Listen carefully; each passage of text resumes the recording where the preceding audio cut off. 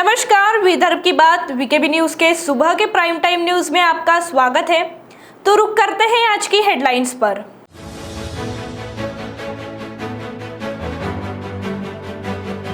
विदर्भ राज्य की मांग को लेकर अब विदर्भवादी करेंगे राजधानी दिल्ली में आंदोलन। सितंबर महीने में बढ़ाएंगे दिल्ली की ओर मोर्चा।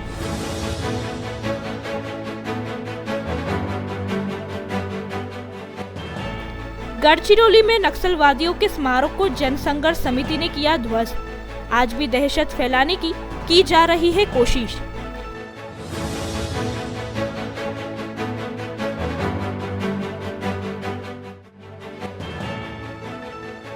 और जरीपटका पुलिस ने 15 गुम हुए मोबाइल को ढूंढकर मोबाइल मालिकों को लौटाए। मोबाइल पाकर खुश हुए लोग।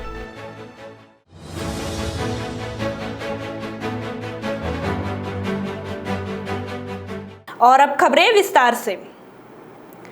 पृथक विदर्भ के लिए किया जा रहा ठिया आंदोलन का अगला पड़ाव अब राजधानी दिल्ली की ओर कुछ करने वाला है, जहां आगामी सितंबर माह में विदर्भवादी नेता अब जंतर मंतर पर आंदोलन करने वाले हैं।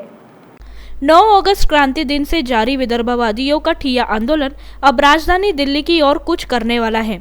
शहर के शहीद चौक पर शुरू हुआ विदर्भवादियों का ठिया आंदोलन में इस बार रास्ता रोको, अर्धनग्न मुंडल आंदोलन, सिरकेबल आंदोलन और बिजली बिल की होली जलाई गई, जिसके बाद कल विदर्भवादियों की कोर कमेटी की बैठक में अब विदर्भ राज्य की गूंज नई दिल्ली में सुनाई देगी। ऐसा प्रस्ताव कोर कमेटी की बैठक में पारित किया गया है। इसकी अधिकृत जानकारी वीकेबी न्यूज के हाथ लगी है। हे आंदोलन आम्ही 9 ऑगस्टला शांततामय मार्गाने केलं।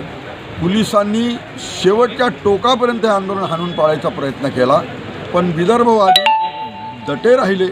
त्यांनी मनोबल कायम ठेवलं आणि त्यांनी निर्धार केला की कटेंगे मगर हटेंगे नाही, आणि या तऱ्हेने त्यांनी विदर्भ मिळेपर्यंत स्वस्थ बसायचं नाही म्हणून पोलिसांच्या किंवा सरकारच्या जुलमी अत्याचाराला सुद्धा बाजूला करून हे कंटिन्युअस आंदोलन चालवलं।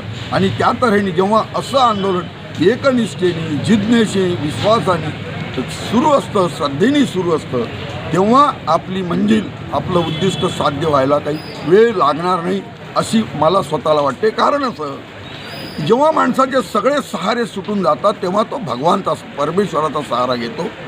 आणि परमेश्वराचा सहारा घेतला म्हणजे आम्ही मातेला म्हटलं की हमको इतनी शक्ती देना, जंग हम लढे, आणि त्याप्रमाणे आम्ही हे आंदोलन पुढे नेलं।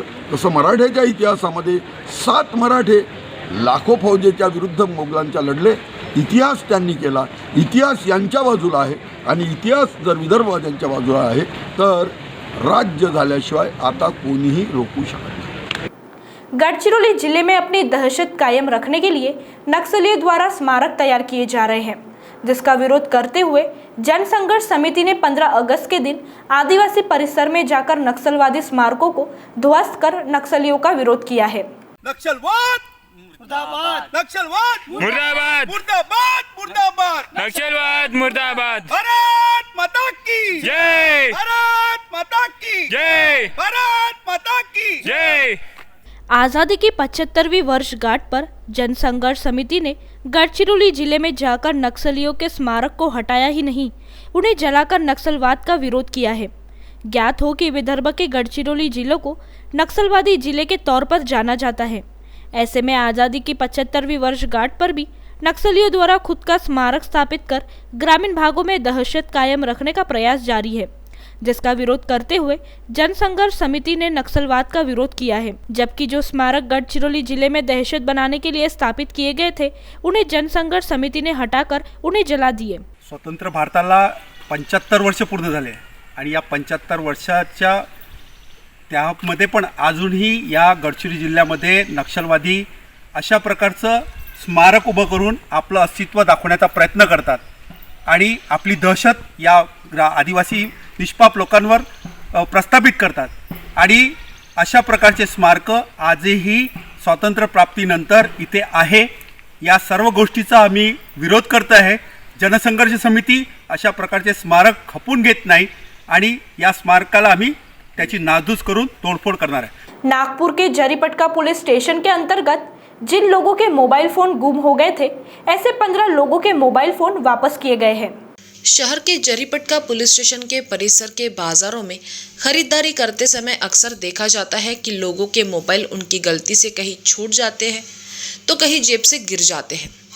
ऐसी शिकायत जरीपटका पुलिस के पास कई आती रहती है, जिसे देखते हुए उन मोबाइल के IMEI नंबर के आधार पर उन्हें ढूंढा गया। यही नहीं, जिन लोगों के पास ये मोबाइल बरामद किए गए हैं उन लोगों ने स्वेच्छा से मोबाइल वापस करने में सहमति दर्शाई है। ऐसी जानकारी जरीपटका पुलिस ने दी है। इसी आधार पर जरीपटका पुलिस ने 15 मोबाइल बरामद कर उसे उनके मालिकों को लौटाया है।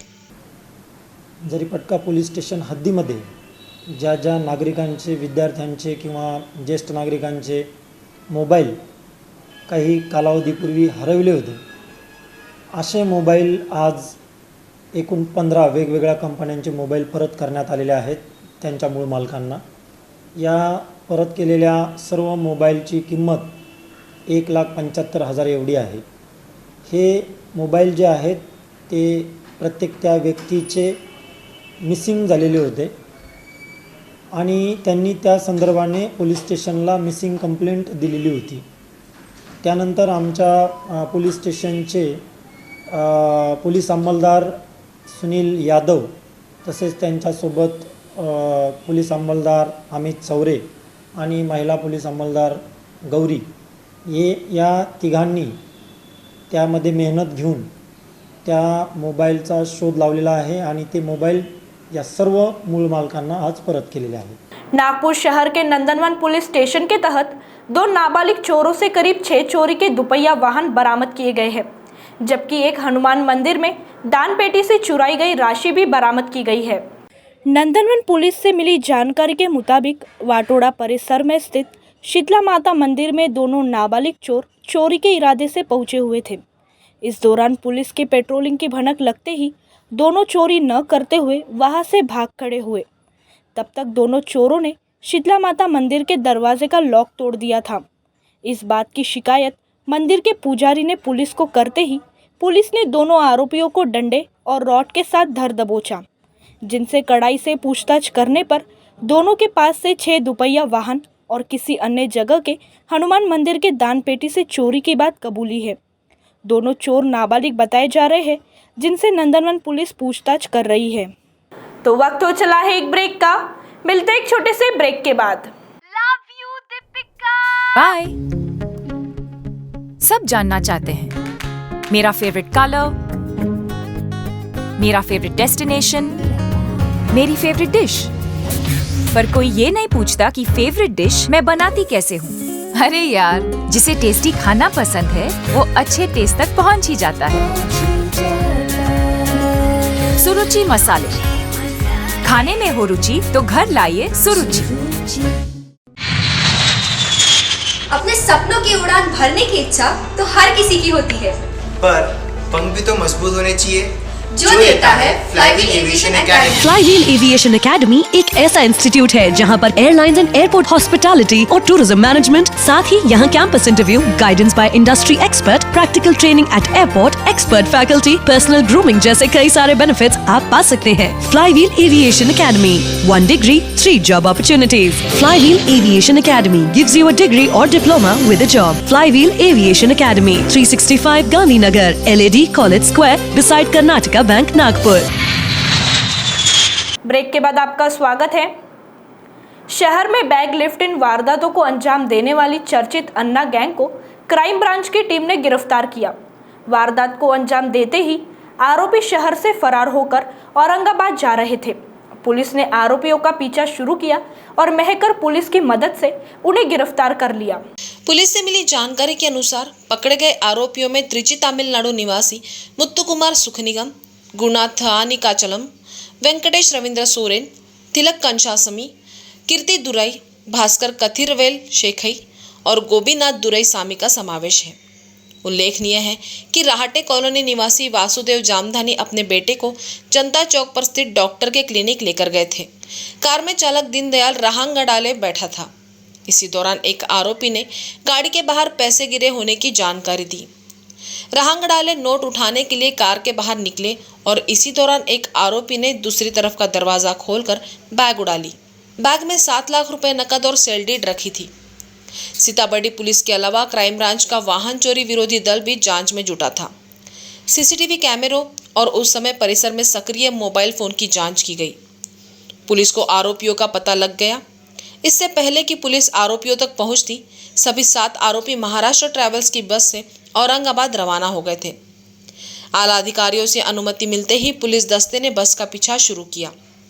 आरोपी औरंगाबाद पहुंच जाते तो उन्हें पकड़ना और मुश्किल हो सकता था। इसलिए मेहकर पुलिस से संपर्क कर बस में सवार आरोपियों की जानकारी दी गई। मेहकर पुलिस ने हाईवे पर नाकाबंदी करके बस को रुका लिया। तब तक क्राइम ब्रांच की टीम भी मेहकर पहुंच गई। आरोपियों को गिरफ्तार कर नागपुर लाया गया। हिंगना के पूर्व थानेदार सेवानिवृत्त पुलिस इंस्पेक्टर राजेंद्र तिवारी को उल्लेखनीय कार्यों के लिए भारत सरकार ने पुलिस गैलेंट्री मेडल से सम्मानित करने का निर्णय लिया है। तिवारी ने नक्सलियों के साथ मुठभेड़ के बाद 4 नक्सलियों को गिरफ्तार किया था। एक नक्सली भागने में कामयाब हो गया था, जिसके बाद में तिवारी ने ही गिरफ्तार किया था। वर्ष 2012 में तिवारी गोंदिया जिले के चिचगढ़ पुलिस स्टेशन के थानेदार थे। 8 अक्टूबर 2012 को अपने 6 कर्मचारियों के साथ गोंदिया गढ़चिरौली बॉर्डर पर गश्त कर रहे थे। केमलू गांव में उनका सामना नक्सलियों से हुआ। अचानक नक्सलियों ने फायरिंग शुरू कर दी। तिवारी सहित पुलिस दल ने नक्सलियों का डटकर सामना किया और दोनों तरफ से जोरदार गोलीबारी हुई। केवल 4 बंदूकों के साथ पुलिस दस्ते ने नक्सलियों से लोहा लिया। 4 नक्सलियों को जिंदा पकड़ा गया, जबकि एक घायल नक्सली भागने में कामयाब हो गया, जिसके बाद में तिवारी ने गिरफ्तार कर लिया। अपनी जान की परवाह न करते हुए तिवारी और उनकी टीम ने नक्सलियों के मंसूबों पर पानी फेर दिया। उनके साहसिक कार्य को देखते हुए भारत सरकार द्वारा पुलिस गैलेंट्री मेडल जारी किया गया। तिवारी के अलावा लकड़गंज थाने के सब इंस्पेक्टर वैभव बारंगे को भी विशेष सेवा पदक से सम्मानित किया जाएगा। नागपुर शहर सहित जिले में डेंगू का आतंक बढ़ता ही जा रहा है। अब तक कुछ लोगों की मौत भी हो चुकी है। इसके बावजूद प्रशासन द्वारा कठोर कदम नहीं उठाए जा रहे हैं। उपाय योजना के नाम पर केवल सर्वेक्षण करने की बात कही जा रही है, लेकिन अब भी कीटनाशक दवाइयों का छिड़काव नहीं किया जा रहा है। यही वजह है कि लोग डेंगू के डंक से हलाकान होते जा रहे हैं। बढ़ते डेंगू के प्रकोप पर नियंत्रण के लिए मनपा के सभी जोन में नागरिकों के घरों का सर्वेक्षण किया जा रहा है। अब तक 8,215 घरों का सर्वे किया गया, जिनमें से 305 घरों में डेंगू का लार्वा मिला। यहाँ कूलर के पानी व गमलों के पानी की टंकियों की जांच में लार्वा मिले, जिन्हें नष्ट करने के लिए दवा का छिड़काव किया गया। इसके अलावा 94 नागरिक बुखार से पीड़ित पाए गए। 125 के खून के नमूने और 17 के रक्त जल नमूने लेकर जांच के लिए भेजा गया। 1,396 घरों में कूलर्स की जांच की गई, जिसमें 118 कूलर में डेंगू का लार्वा मिला। स्वास्थ्य विभाग ने नागरिकों को सप्ताह में 1 दिन सूखा पालने की अपील की है। घर, गमलों, टायर, कूलर्स के टब, टंकियों को 1 दिन सूखा रखने से डेंगू के मच्छर पैदा नहीं हो पाते। दरअसल इस बार बारिश की कमी की वजह से भी मच्छरों को पनपने के लिए कुछ अनुकूल माहौल मिला है। अब भी कई लोगों के घरों से कूलर नहीं निकले हैं। उमस और गर्मी से बचने के लिए लोग अब तक कूलर लगाए रखे हैं। कूलर का पानी साफ होने से इनमें डेंगू के मच्छर आसानी से पनपते हैं।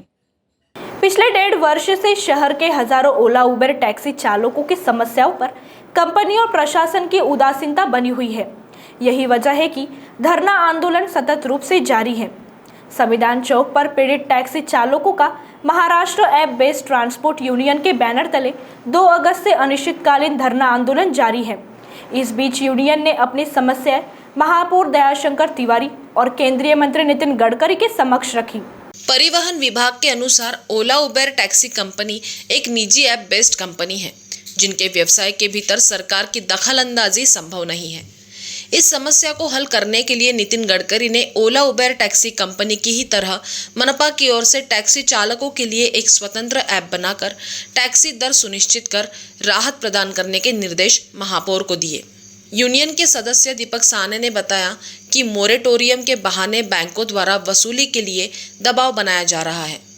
चर्चा के दौरान लॉकडाउन की मार झेल रहे टैक्सी चालकों को आगामी 2 वर्ष तक बिना शर्त EMI आगे बढ़ाने के लिए बैंकों को निर्देश देने की भी मांग की गई। बढ़ती महंगाई के मद्देनजर नितिन गडकरी ने कंपनी को निर्देश देकर टैक्सी दरों में वृद्धि करने और योग्य मुनाफा देने का भी अनुरोध करने के लिए महापौर को मध्यस्थता करने के लिए कहा। तो सुबह के प्राइम टाइम न्यूज़ में अभी इतना ही। आपसे फिर मुलाकात होगी, तब तक बने रहिए वीकेबी न्यूज़ के साथ। नमस्कार।